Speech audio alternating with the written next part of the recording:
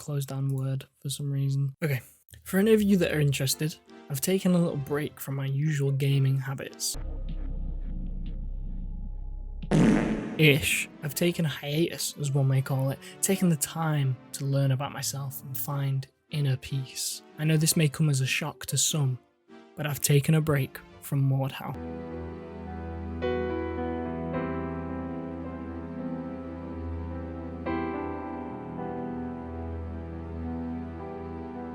Crazy, I know. For any of you that took your time to follow me on Twitch, you'll remember during lockdown, all I did was stream Mordhau and rage. But we're not here for Mordhau. It's old news. It's dead. I don't want to play with you anymore. My kid, I still love you, Mordhau. Today we're here to talk about the game that I played to break my raging habits. A game so far from Mordhau, you'll be saying I've changed, and you want the old me back. This is Chivalry 2.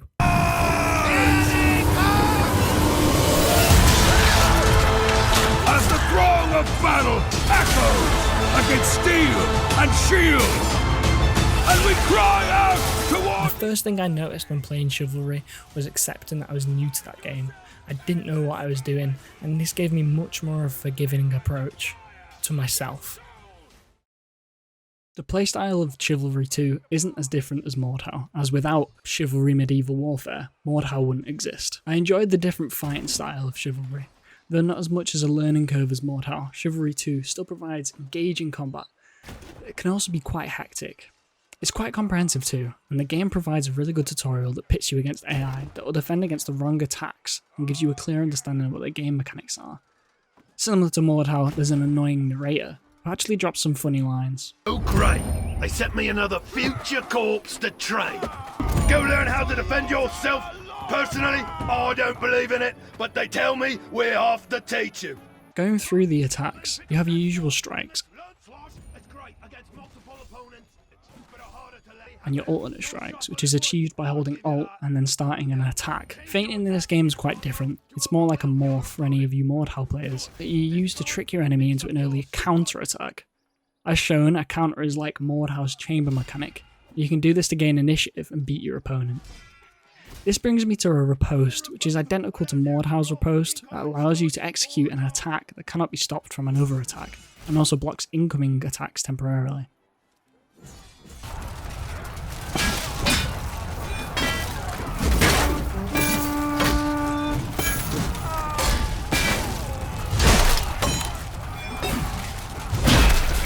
The game takes its time to teach you the dragon mechanic, speeding or slowing down your attacks to confuse enemies.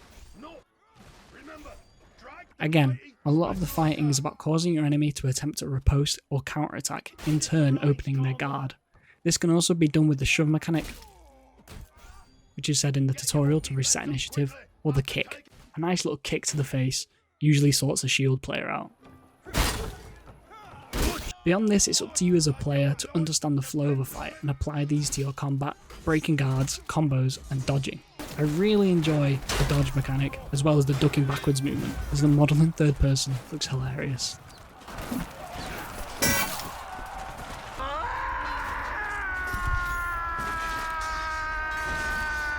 Chivalry gives you the ability to pick up any random junk and just throw it at someone, even using a fish or a glass bottle as a melee weapon.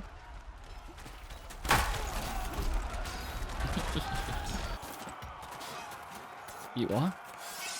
I can take a head. I can take an entire... I've got a head on the screen. No head.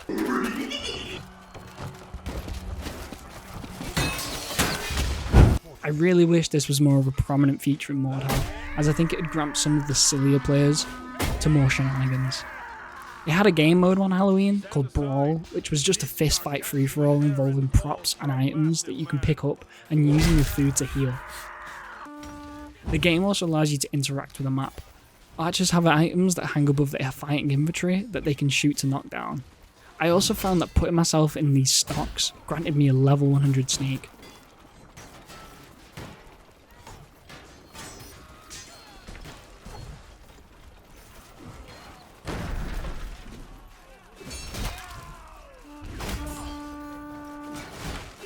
Chivalry cleverly crafts an intense medieval setting, Being overwhelmed quickly is one of my downfalls, but it also provides the space for some fun and quirky gameplay. To fall into Mordhau's greedy hands today. Let the defensive lion spire be a mighty roar of defiance heard across this land. They shall not pass. Stop those battering rams.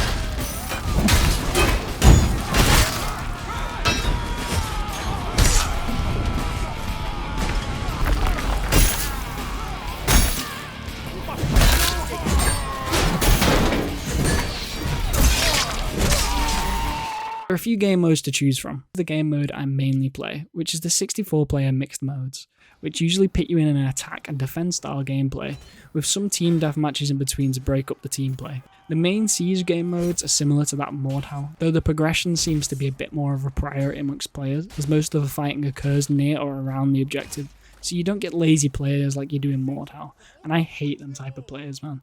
I used to get so angry at players not going to the objective, and it's so nice being in a game mode that sometimes even I'm not doing the objective because I just can't fight for shit in this game. The team deathmatch modes are just pure carnage, and it's usually luck if my team wins.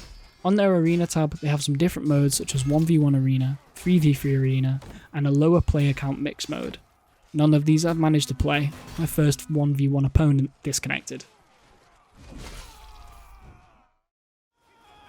For a casual gamer like me, Chivalry was pretty easy to pick up, and as a Mordhau vet, it was strange but a fun adjustment, and Chivalry is definitely my medieval go-to after a long day's work. Any Mordhau fans that are thinking of trying this game out for a more casual experience, it receives my recommendation.